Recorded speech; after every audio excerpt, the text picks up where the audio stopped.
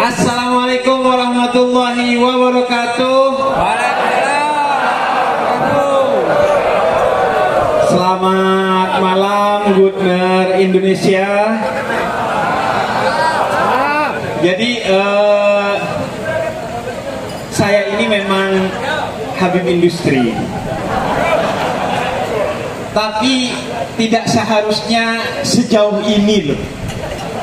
Saya itu memang pernah ceramah di mana-mana, bukan hanya di masjid, bukan hanya di musola. Saya pernah ceramah di gunung. Jadi ada acara camping, saya diundang untuk menyampaikan ceramah. Oke, kata saya. Kemudian saya pernah diminta ceramah oleh pemerintah daerah Banyuwangi untuk pembukaan pantai di Banyuwangi. Enggak, karena kan biasanya kalau pembukaan pantai itu ya, kan acaranya musik-musik, ngundang dangdutan, pokoknya yang musik-musik lah. Ini tiba-tiba ngundang saya, oke saya datang. Karena biar kalau suatu hari ada banjir dari pantai itu, misalnya suruh pasang airnya, nggak kemudian nyalahin, karena pantainya dipakai buat maksiat. Sejak dibuka udah pakai maksiat, nah itu kan nggak ada alasan. Jadi pasti kalau ada apa-apa salahmu, bukan salah pantainya. Nah kemudian saya bahkan pernah diundang untuk ceramah di acara pembukaan rumah sakit, dan itu ada orang sakitnya.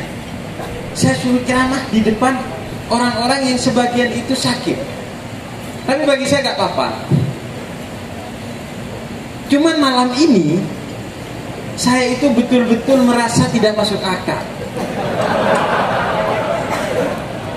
Saya merasa semacam di-prank, bukan mau dinaikkan harkat dan martabat saya.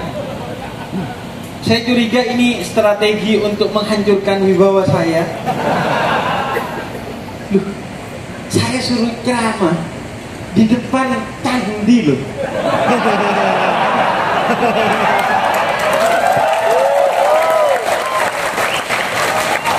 Habib itu kan ceramahnya di depan masjid, di depan musola. Ya gak apa-apa lah, di pantai, di gunung, di rumah sakit. Tapi jangan juga di depan candi dong. Saya mungkin bisa, saya nih ya, ngelog inin onat aja belum berhasil, apalagi Anda suruh log ini secandi ini. Kalau ini mau diubah jadi masjid gimana? Itu di ujung kubahnya gitu. Tapi saya senang sekali Goodner Indonesia itu menyelenggarakan acara di sini, karena yang kedua nih ya, sebelum saya melanjutkan, saya mau menyampaikan salam terlebih dahulu nih untuk nama-nama yang sudah diberikan kepada saya. Ini sekaligus saya semakin yakin bahwa saya ini di-prank.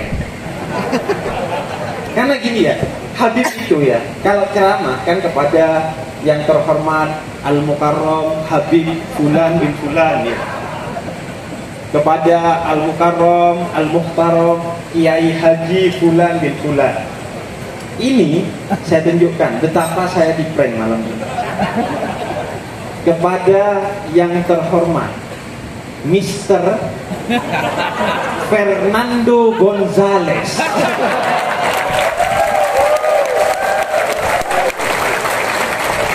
Baru malam ini saya salamnya itu kepada Mister. Biasanya kan kepada Al-Habib, Kiai Haji. Mungkin yang kedua saya pikir. Ternyata yang kedua lebih parah. Bukan cuman Mister, tapi namanya juga itu seperti nama dari server yang agak berbeda dengan saya. Salam hormat untuk Mr. Singo Sakurai.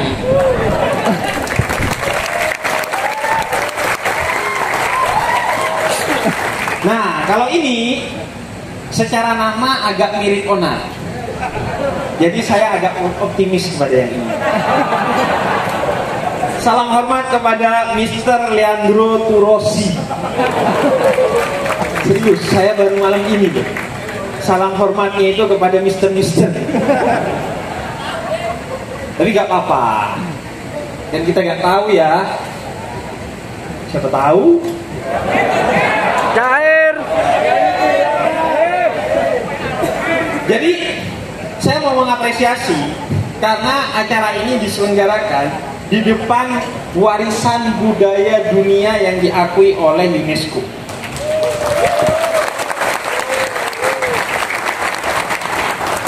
Kenapa? Karena yang pertama, ini adalah simbol kebanggaan Indonesia.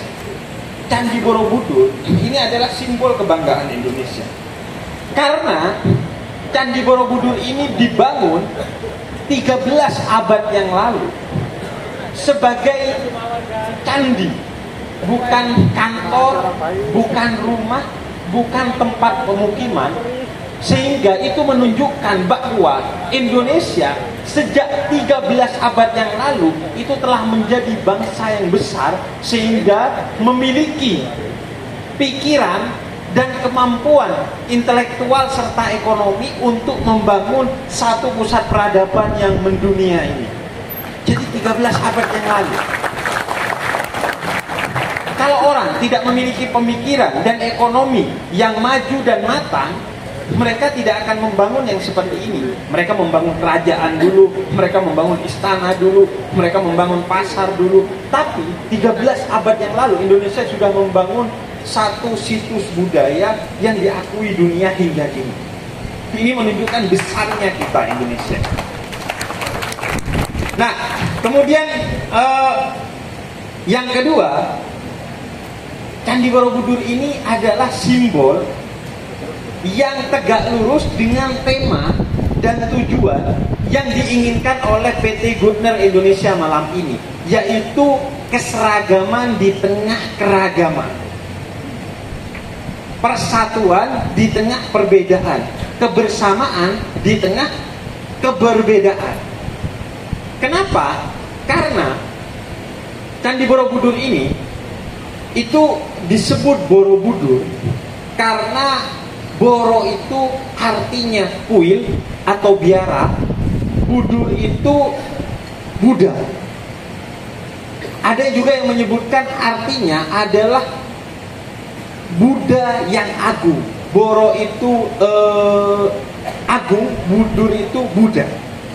Jadi bayangkan, satu situs agama Buddha yang begitu besar dan megah bisa bertahan hingga kini di satu negara yang mayoritas adalah Muslim.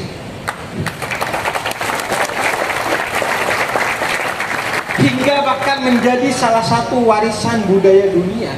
Karena bagi kita, meskipun kita berbeda dalam kebenaran, tapi kita bisa bersama dalam kebaikan.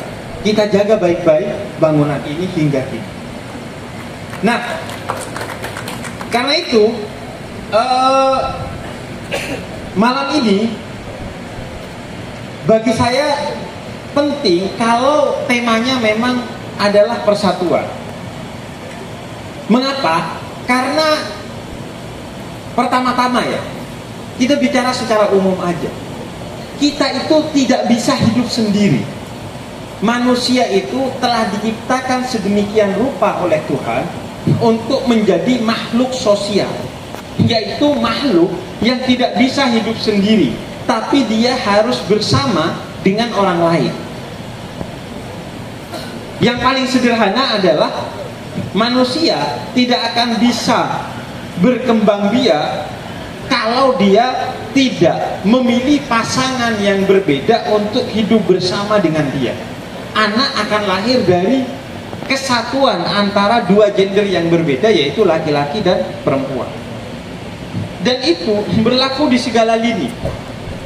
Saya kasih contoh yang paling simpel. Sehebat-hebatnya tukang pijat, dia kalau sakit punggungnya akan pergi ke tukang pijat yang lainnya. Sehebat-hebatnya tukang cukur, dia kalau cukur pergi ke tukang cukur lainnya. Dia tidak mijat dirinya sendiri dan dia tidak nyukur rambutnya sendiri. Itu satu bukti bahwa manusia itu memang didesain sedemikian rupa untuk bersatu di tengah perbedaan. Berbeda itu adalah sesuatu yang niscaya. Tuhan yang menciptakan itu. Dan itu adalah satu keindahan. Ketika ada dua orang yang berbeda, bukan berarti salah satunya itu salah, jelek, buruk, harus dihabisi dan lain sebagainya. Enggak. Saya kasih contoh. Orang yang melihat gajah dari belakang, dia akan berkata gajah itu hewan besar yang ekornya panjang. Tapi orang yang melihat gajah dari depan akan berkata gajah itu adalah hewan besar yang belalainya panjang. Beda, tapi gak ada yang salah. Justru kalau keduanya bersatu, maka keduanya akan mendapatkan informasi yang lebih utuh tentang gajah, bahwa gajah itu adalah hewan yang besar dan baik ekor maupun belalainya panjang. Itulah pentingnya bersatu di tengah perbedaan, termasuk dalam bekerja. Bagi Anda yang semua ini bekerja di PT Goodner Indonesia, saya tadi tanya, PT Goodner Indonesia ini di mana? Ternyata di Pasuruan. Nah, saya itu 3 tahun menjadi warga Pasuruan karena saya nyantri di Pasuruan. Jadi saya tahu daerah Beji, Kenep, Bangil dan lain sebagainya itu. Nah, cuman yang saya belum tahu adalah tadi PT Goodner Indonesia ini di bidang apa bergeraknya? Ternyata di bidang teknologi. Oke. Kemudian saya salah nanya. Kata saya, oh berarti PT Goodner Indonesia ini yang membuat micet dan semacamnya itu.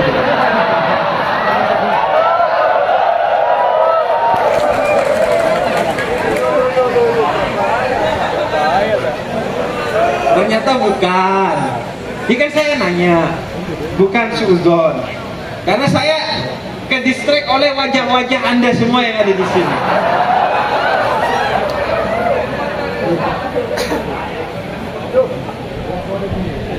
Ternyata bergerak di bidang memproduksi alat-alat untuk pendinginan seperti itu ya. Emang kenapa Indonesia panas? Kol. Oke. Nah, persatuan, saya diminta bicara tentang satu tema yang secara umum itu mengandung 3 kata kunci. Pertama adalah guyub rukun sesarngan, ojo sepaneng, sing penting seneng. Oke, kita mulai dari rukun. Jadi kerukunan itu adalah sesuatu yang niscaya harus ada di kita, khususnya bagian muslim. Bagian muslim, kerukunan itu merupakan visi di antara visi-visi utama dari diturunkannya Islam melalui lisan suci Nabi Muhammad itu. Karena itu Nabi Muhammad itu menyebut siapa orang Islam. Kata Nabi Muhammad itu al-muslimu man salimal muslimuna min lisanihi wa yadihi. Nah, ini saya bacakan bahasa Arabnya agar Anda tahu dan tetap yakin bahwa saya Habib. Betapapun saya ceramah di depan Borobudur dengan penampilan seperti ini, saya Habib. Al-muslimu man salimal muslimuna min lisanihi wa yadihi. Seorang muslim itu cirinya, kata Nabi Muhammad, dia itu bersikap rukun sejak di lisannya, apalagi di sikapnya. Dia selalu memberikan nilai-nilai kerukunan, memberikan rasa aman, memberikan rasa damai dengan lisannya ataupun tangannya ataupun sikapnya. Karena itu Nabi Muhammad itu pribadi yang mempertontonkan kerukunan bahkan sejak belum diangkat sebagai nabi dan rasul. Ketika Hajar Aswad itu jatuh dari tempatnya, kemudian orang pada saat itu beribut. Orang Arab jahiliyah pada saat itu ribut karena mereka berebut gengsi untuk mengembalikan Hajar Aswad ke tempatnya. Kemudian disepakatilah dari musyawarah bersama Nabi Muhammad. Nabi Muhammad saat itu bukan nabi dan bukan rasul, bukan orang terpandang, orang biasa aja. Kemudian disepakatilah, karena ini hampir mau bunuh-bunuhan lantaran rebutan mau balikin Hajar Aswad. Katanya begini, besok yang datang paling pagi dia yang paling berhak mengembalikan Hajar Aswad ke tempatnya. Tentu Nabi Muhammad yang paling pagi dong, karena beliau masih subuh, bahkan sebelum subuh udah bangun. Beda dengan kita. Kita sholat subuh ini jam 7:30. Berharap kemudian masuk surga. Pas dikasih kemelaratan oleh Tuhan, kemudian dia berkata, ya ampun, hidup saya kok diuji terus ya sama Tuhan. Mohon maaf, Anda jangan kepedean. Ujian itu logikanya untuk orang yang belajar agar naik kelas. Kalau di HP Anda masih ada micet, kemudian bonus Anda sedikit, gaji Anda turun, hidup Anda ruwet, keluarga Anda belangsak, Anda jangan sok mengklaim itu ujian. Itu azab dari Allah agar Anda ingat kepada Allah kembali. Bukan ujian. Ujian itu karena Allah cinta mau dinaikkan kelas untuk orang yang baik. Nah, untuk orang yang tidak baik itu diberinya azab. Karena Allah kesel, pengen dibalikin lagi, dikasihlah azab. Karena memang kita kan sering begitu. Selalu ingat Tuhannya itu seringkali ketika kita itu sakit, rugi, jatuh, bangkrut dan lain sebagainya. Pas senang itu lupa. Pas gerimis ingat mantan. Pas geluduk jeger petir baru astagfirullahaladzim gitu ya. Pas gerimis dir mantan. Memang kita tidak mesti memiliki. Begitulah cinta, deritanya tidak akhir. Iya, kalau senang lupa. Pas jatuh baru ingat Tuhan. Nah, karena itu Nabi Muhammad datang lebih awal. Akhirnya Nabi Muhammad yang paling berhak. Tapi Nabi Muhammad ingin itu menjadi pendidikan tentang kerukunan. Makanya kemudian Nabi Muhammad gelar sorbannya, kemudian ditaruh Hajar Aswad di tengahnya. Kemudian semua orang yang mau bertengkar kemarin karena mau balikin Hajar Aswad ke tempatnya, suruh megang ujung sorbannya dan dibalikin bareng-bareng Hajar Aswad itu ke tempatnya. Karena bagi Nabi Muhammad kerukunan di tengah perbedaan dalam persatuan itu adalah salah satu visi utama diutusnya Nabi Muhammad. Mau muslim, non muslim, mau siapapun, Nabi Muhammad selalu berupaya untuk merukunkan mereka. Karena itu ketika Nabi Muhammad hijrah dari Mekah ke Madinah, yang pertama kali dilakukan oleh Nabi Muhammad adalah mempersaudarakan dalam satu kerukunan antara orang Muhajirin dan orang Ansar. Bahkan pribadi disebutkan oleh Nabi Muhammad untuk dipersaudarakan agar rukun hari itu. Misalnya Salman Al-Farisi dari Persia dipersaudarakan hari itu dengan Ali bin Abi Thalib dari Arab. Walaupun berbeda suku, dipersaudarakan sebagai simbol kerukunan. Karena kenapa? Karena biasanya kita rukun itu kalau kita nganggap orang lain itu adalah saudara, baru kita rukun. Imajinasi kita bahwa orang lain itu rukun, saudara, biasanya kita rukun. Makanya orang Indonesia itu biasanya bersahabat kalau ketemu di luar negeri.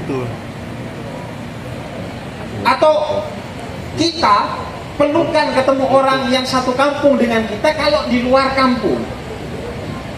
Karena imajinasinya, oh ini saudara saya. Saya juga begitu. Nggak mungkin saya ngarang cerita ini, terlalu rumit. Saya pernah pergi ke Monas, bawa motor. Kemudian kalau Anda tahu di Monas itu ada yang namanya Starbucks keliling. Nah ini yang jual pasti orang Madura, pasti. Nah ketika saya ke sana, saya naik motor, kemudian dia nawarin aqua. Karena bagi orang Madura semua air mineral namanya aqua, walaupun mereknya lain. Nah kemudian dia tawarin, saya gak haus, jadi saya gak beli dong. Akhirnya setelah itu, kemudian saya jalan, dia ngomong pakai bahasa Madura ke temannya yang Madura juga. Dia bilang, deki kempes ban, nanti kempesin aja bannya. Dia marah tuh karena gak saya beli air minumnya. Nah, kenapa dia ngomong gitu? Padahal masih ada saya di dekatnya. Karena dia tidak menduga casing seperti ini itu orang Madura. Dia duga ini orang Arab. Nggak kira ngerti bahasa Madura, minimal ngerti bahasa Indonesia. Dia tidak tahu kalau saya Madura swasta. Saya itu memang bukan orang dari Pulau Madura, orang dari Jawa Timur. Jawa Timur itu minimal terhitung dari Probolinggo ke timur itu Madura swasta. Bahasa dan budayanya Madura, meskipun dia bukan orang Pulau Madura. Nah, karena itu saya berbalik dong. Mata kira kempes, nah, tretan. Kok sampai mau dikempesin, tretan. Tretan itu artinya saudara. Sesama orang Madura itu menyebutnya tretan, saudara. Wah, dia kaget. Tretan tibi, kata dia. Wah, saudara kita sendiri ini. Anda tahu yang dilakukan dia? Dia cium tangan saya, dia kasih saya aqua gratis. Jadi sebelum dia tahu bahwa saya adalah saudaranya, dia mau kempesin ban saya. Setelah dia tahu saya adalah saudaranya, dia cium tangan saya dan dia kasih saya minuman gratis. Karena itu kunci membangun kerukunan adalah menganggap kita semua ini adalah saudara. Karena itu mari kita malam ini menganggap semua kita di PT Goodner Indonesia itu adalah keluarga. Keluarga.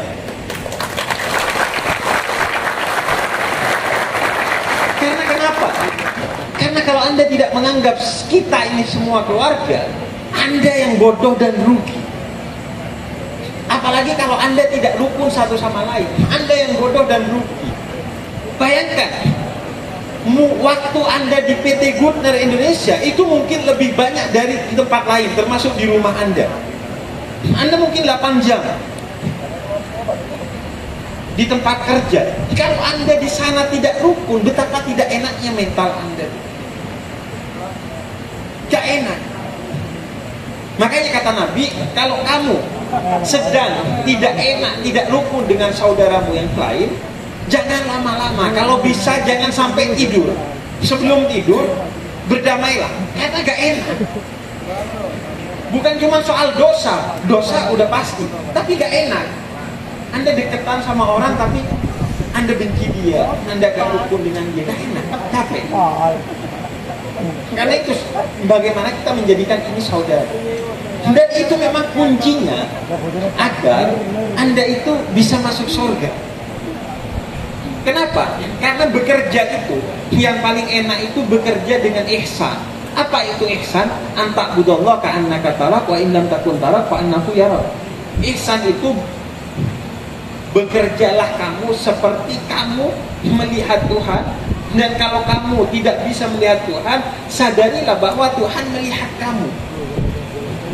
Dengan begitu, maka kamu akan beruntung dalam bekerja. Kenapa beruntung? Pertama, yang kamu dapatkan bukan cuma gaji, tapi rezeki. Rezeki dengan gaji itu tidak sama. Gaji banyaknya belum tentu membahagiakan, apalagi sedikit. Rezeki sedikitnya membahagiakan, apalagi banyak.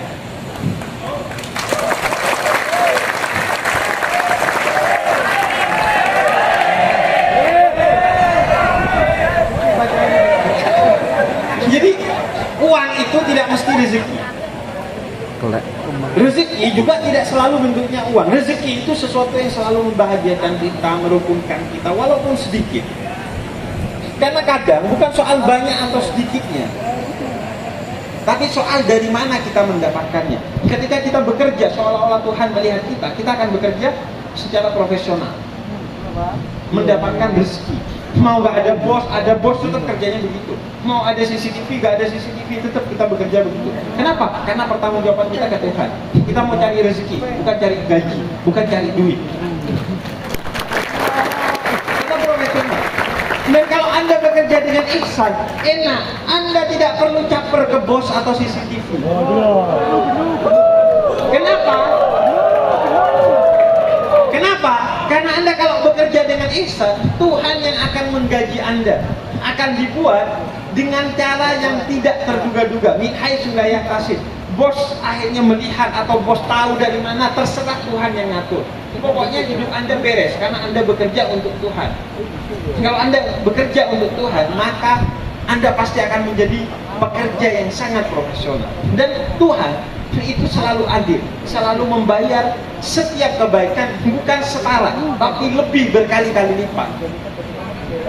Karena itu paling enak udah bekerja itu dengan ihsan tadi, sehingga Anda profesional, karena Anda merasa Tuhan yang melihat kita, sehingga Anda akan bekerja dengan profesional. Dan rukun itu salah satu fondasinya. Makanya kata Allah dalam Al-Quran, fastabiqul khairat, berkolaborasilah dalam kebaikan. Dalam kebaikan itu mari kita berkolaborasi, bukan berkompetisi. Makanya salah satu prinsip dalam bekerja di Islam itu adalah fardu kifayah. Apa itu fardu kifayah? Kalau sudah ada orang yang mengerjakan itu, kamu mengerjakan yang lainnya, agar kamu bisa berkolaborasi sehingga kamu menjadi satu kekuatan yang besar.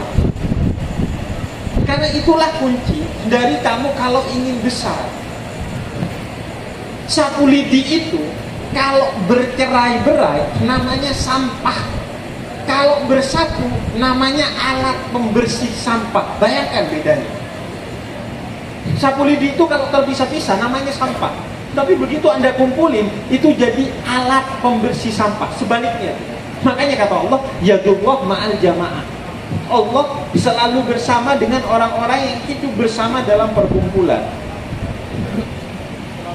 Kalau Anda sendiri dalam beribadah, maka Anda memberikan persembahan kepada Tuhan. Tapi kata para ulama, kalau Anda bersama-sama dalam ibadah, termasuk dalam bekerja, karena bekerja adalah ibadah, maka Tuhan yang akan memberikan persembahannya kepada kamu. Jadi paling enak bekerja sama. Karena ketika kita rukun bersama, maka semuanya jadi enteng, jadi mudah, jadi majunya bersama-sama. Karena kenapa? Kalau bekerja sama itu enak, kekurangannya itu ditutupi oleh orang lain. Makanya Allah selalu bilang, Nabi Muhammad selalu katakan, pokoknya kalau bersama saya kasih bonus. Sholat kalau bersama dikasih bonus 27 derajat, dilipat gandakan 27 derajat kalau bersama. Bahkan orang Islam itu dididik untuk rukun bersama. Makanya orang Islam disuruh sholat berjamaah. Kalau perlu saling tempel nih mata kaki dengan mata kaki yang lainnya. Kenapa? Karena mau diajari untuk solidaritas. Masalah kita kalau di masjid solid, soft lurus, saling berdekatan, pas keluar masjid langsung jalan berduaan, yang dua ini ngegibah yang ini ngegibah yang itu, saling gibah satu sama lain. Nggak dapat pelajaran dari sholat. Padahal inna sholat cuma baca-baca, Anda dapatnya cuma sehatnya doang, nggak dapat pahalanya. Dan kemudian karena kuatnya konsep kerukunan dalam Islam itu, sampai di akhirat kita tuh diajari untuk rukun. Kata Nabi dalam salah satu hadis riwayat Imam Anas bin Malik, kata Nabi, suatu hari Nabi itu tiba-tiba tersenyum. Kemudian Sayyidina Umar nanya, Nabi kenapa engkau tersenyum? Nah ini bedanya kita dengan Nabi Muhammad. Kita kalau tiba-tiba tersenyum, teman kita curiga yang enggak. Tapi kalau Nabi Muhammad itu tersenyum, berarti ada kabar gembira. Nanyalah Sayyidina Umar, ada apa Nabi? Aku tadi melihat ada dua orang kelak di akhirat. Yang satu suka nyakitin hati yang satunya lagi. Akhirnya kata yang suka disakiti, dia bilang, ya Allah, saya minta semua kebaikan orang ini kasih ke saya, karena dia menyakitin saya ketika di dunia. Kemudian kata Allah, orang ini gak punya kebaikan sama sekali yang bisa dikasih ke kamu. Terus gimana dong ya Allah, dia suka nyakitin saya. Ya udah, kata Allah, lihat kamu ke kanan, dilihat surga yang begitu indah. Kemudian kata orang itu, yaudah ya Allah, masukkan saya ke sana, karena di dunia saya dizalimi terus nih sama kampret satu nih, kata dia. Kemudian kata Allah, saya akan masukkan kamu ke sana dengan satu syarat. Apa syaratnya? Kamu gandeng saudaramu yang suka menyakiti kamu ketika di dunia dan ajak dia ke surga, maka akan saya bukakan pintu surga untuk kalian berdua. Kerukunan itu hingga di akhirat pun menjadi ajaran yang ditekankan kepada kita. Karena itu mari kita bersama dalam kerukunan. Kuncinya apa? Kuncinya adalah tidak mudah marah, sebisa mungkin tidak marah, tidak tersinggung kepada orang lain, agar hidup kita senang. Nggak mudah marah. Bagaimana? Kenapa? Karena gini, marah itu kata Nabi. Ada seorang sahabat datang kepada Nabi, nanya, Nabi kasih saya satu pesan yang nggak repot, tapi menyelamatkan saya di dunia dan di akhirat. Kata Nabi, la taghdab lakal jannah. Jangan marah maka kamu akan masuk surga. Jangan marah maka kamu akan masuk surga. Nah, kalau saya mau marah gimana Nabi? Kata Sayyidina Abu Dzar Al-Ghifari. Kata Nabi, kalau kamu mau marah, diam. Karena marah itu biasanya salah satu sumber utamanya adalah tergesa-gesa, sepanengan, cepat, kutik dikit langsung marah. Maka kata Nabi, diam. Kalau diam nggak cukup, kalau kamu lagi berdiri, duduklah. Kalau nggak cukup duduk, berbaringlah. Karena kan biasanya orang kalau marah dari duduk kan berdiri. Nah, sebaliknya Anda lakukan. Kalau nggak kuat, tahan sebisanya. Marah nih. Kalau bisa jangan sampai kelihatan mukanya jadi merah. Nggak bisa jadi merah. Kalau bisa jangan sampai keluar kata-kata yang kotor. Nggak bisa keluar kata-kata yang kotor. Kalau bisa jangan sampai menyakiti dengan tanganmu. Pokoknya tahan doa marah. Itu yang menjadi sumber ketidakrukunan. Karena memang idealnya begitu. Sebenarnya kita nggak usah pakai agama, memang respon manusiawi kita seperti itu. Contohnya, kalau ada orang yang membakar rumah kita, nih ada orang datang ke rumah kita, kita lagi ngopi nih di depan rumah, tiba-tiba dia ngelempar bensin, kemudian dia bakar rumah kita. Maka respon manusiawi kita apa? Mengejar yang membakar atau memadamkan terlebih dahulu rumah yang kebakaran. Memadamkan rumah yang kebakaran. Otomatis ketika rumah kita dibakar, kita gak sibuk nyari siapa yang bakar. Enggak, matikan dulu, padamkan dulu, telepon pemadam kebakaran, baru kemudian dicari siapa pelakunya. Nah, yang aneh, ketika itu berlaku kepada diri kita sebagai pribadi, responnya berbeda. Ketika ada orang melempar api ke hati kita yang membuat kita marah, yang kita lakukan adalah mengejar dulu siapa yang melempar api, baru memadamkan api di hati kita. Aneh, nggak masuk akal. Seharusnya padamkan dulu, kata Nabi, api di dalam hatimu, baru cari orang itu, agar kamu bisa menegur orang itu dengan sehat, dengan bijak, sehingga bukan ada dua anjing yang saling menggonggong. Anjing menggonggong, kafilah berlalu. Kalau kita gonggongin balik, anjingnya jadi dua. Karena itu marah itu sesuatu yang tidak menguntungkan. Makanya kalau kamu ingin masuk surga di dunia dan di akhirat, kata Nabi, jangan marah. Kenapa? Bukan cuma di akhirat, di dunia juga. Karena orang marah itu hidupnya sumpah. Yang paling dirugikan dari kemarahan itu adalah diri kita sendiri. Karena itu yang terpenting adalah bagaimana kita bukan lagi berkompetisi. Ini adalah eranya kolaborasi, bukan lagi eranya kompetisi. Semakin Anda berkolaborasi, semakin Anda maju. Karena kemajuan itu dimulai dari diri sendiri. Kalau Anda maju dari hal-hal yang sifatnya kompetitif, menjatuhkan orang lain, menghanguskan orang lain, mungkin Anda akan maju, tapi maju beberapa langkah aja. Kalau Anda ingin maju seterusnya, bukan hanya di dunia tapi di akhirat, maka Anda harus berkolaborasi, bukan berkompetisi. Karena itu ajaran Islam dan itu ajaran manusia pada umumnya. Apapun agamanya, meskipun tidak beragama sekalipun, meskipun nyembah Kinder Joy atau Le Minerali, Anda tetap begitu. Anda kalau bersama itu enak. Kita gak ngomongin akhirat ya, di dunia. Anda kalau menang karena kompetisi, karena menjatuhkan orang lain, suatu hari orang lain yang dijatuhkan itu akan membalas kepada Anda. Kalau bukan dia, orang lain di sana juga akan tahu bahwa ini tukang menjatuhkan, saya akan jatuhkan dia. Dan akhirnya semuanya akan jatuh. Tidak akan ada yang maju, tidak akan ada yang berdiri, tidak akan ada yang terbang. Karena itu kuncinya, bagaimana kita bersama. Terakhir nih ya, kata Habib Abdullah bin Alwi Al-Haddad, kalau kamu cuman ngandalin ibadah di rumah ibadah, maka tidak cukup untuk mendapatkan surganya Tuhan. Karena perjalanan menuju surga itu terlalu jauh, sedangkan bekal yang kamu miliki itu terlalu sedikit. Kita ini hidup berapa tahun sih? Apalagi generasi milenial, apalagi Anda yang ada di sini, saya melihat dari tadi ngerokok, cengengesan. Ini mah orang-orang yang tipikal umurnya mentok 60 tuh. Iya, itu bukan saya yang ngomong, itu WHO yang ngomong. Rata-rata orang milenial nih, orang-orang muda seperti kita, ini termasuk saya, itu rata-rata umurnya nanti 60, 50, 60 tahun. Kenapa? Karena malam overthinking, siang makan micin. Udah gak bakat panjang umur gitu. Nah, perjalanan ke surga itu begitu jauh. Sedangkan waktu Anda paling banyak di kantor.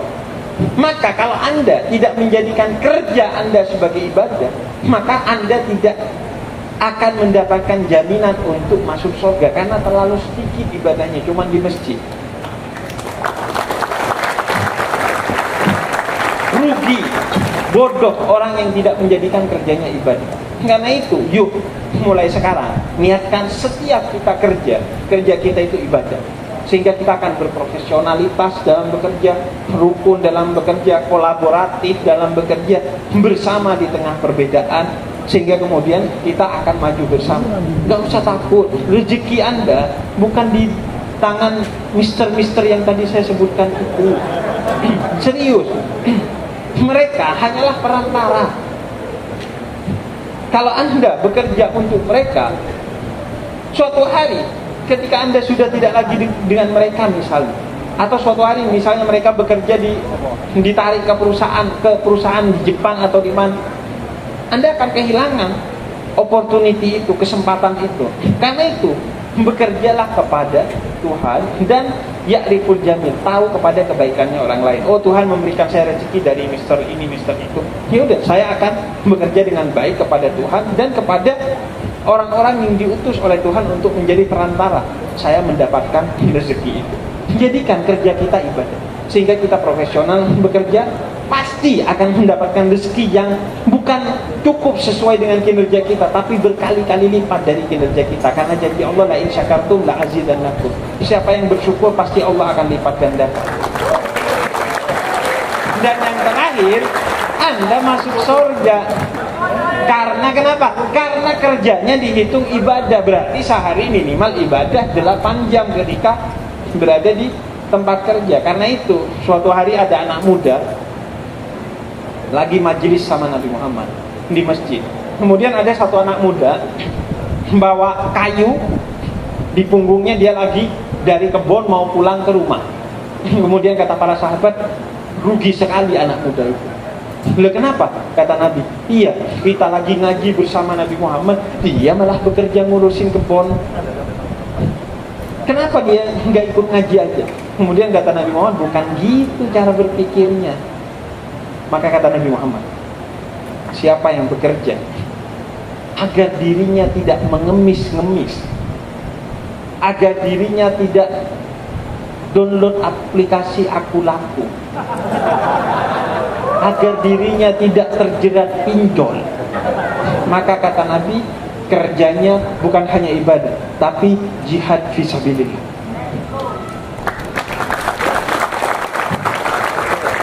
Kemudian kedua, siapa yang bekerja untuk orang tuanya agar tidak meminta-minta, maka kerjanya adalah bukan hanya ibadah, tapi jihad fisabilillah. Dan yang ketiga, kata Nabi Muhammad, siapa yang bekerja untuk menghidupi anak dan istrinya, maka kerjanya bukan hanya ibadah, tapi jihad fisabilillah. Maka mari kita jadikan pekerjaan kita adalah ibadah kita. Dengan apa? Dengan tidak marah, dengan hidup rukun. Kita berbeda, kita dalam keragaman ras, keragaman suku, keragaman agama, bahkan mungkin keragaman kewarganegaraan, tapi kita satu, seragam dalam hal bahwa kita manusia yang bekerja di PT Goodner Indonesia. Karena kata Nabi Muhammad, siapa yang bukan saudaramu dalam agama, siapa yang bukan saudaramu dalam kesukuan, maka dia adalah saudaramu dalam kemanusiaan. Jadikan PT Goodner Indonesia ini sebagai rumah persaudaraan. Jadikan semua rekan kerja kita adalah keluarga, sehingga ketika bekerja seperti nongkrong di rumah, dan ketika bekerja seperti nongkrong di masjid. Pahala di akhirat dapat, kebahagiaan di dunia kita dapat. Jadi enak tuh kerjanya. Nah, kalau Anda tidak mau susah-susah kerja, tapi kan tetap kerja susah, Anda jadi Habib seperti saya. Masalahnya kan nggak bisa. Jadi ya udah, apa yang ada syukuri. Dengan apa? Dengan jaga kerukunannya. Tidak usah Anda itu berpikir untuk menjatuhkan orang lain. Karena gini ya, siapa yang berpikir untuk tidak menolong orang lain, apalagi menjatuhkan orang lain, Allah akan bersama orang yang tidak ditolong dan dijatuhkan.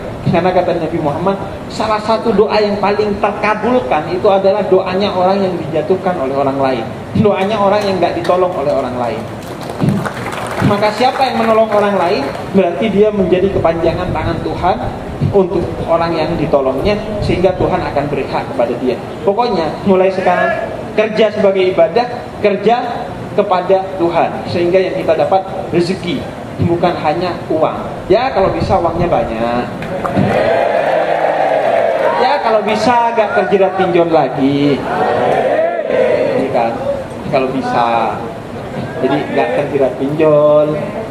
Iya, tapi dimulai dari diri Anda dengan hidup rukun itu. Terakhir ya, karena saya itu pernah ditanya begini, Bib, apa hukumnya membawa HP yang ada aplikasi Al-Qurannya ke dalam kamar mandi? Kata saya gak apa-apa, karena orang yang hafal Quran, kalau dia kencing, kepalanya kayak di luar kamar mandi kan? Iya, sama logikanya. Gak apa-apa, asal gak dibuka, asal gak dibaca di kamar mandi. Cuma pertanyaan saya, bukan itu. Kenapa Anda tidak menanyakan sebaliknya, kata saya? Apa hukumnya orang yang di HP-nya ada micet, ada aplikasi Zeus,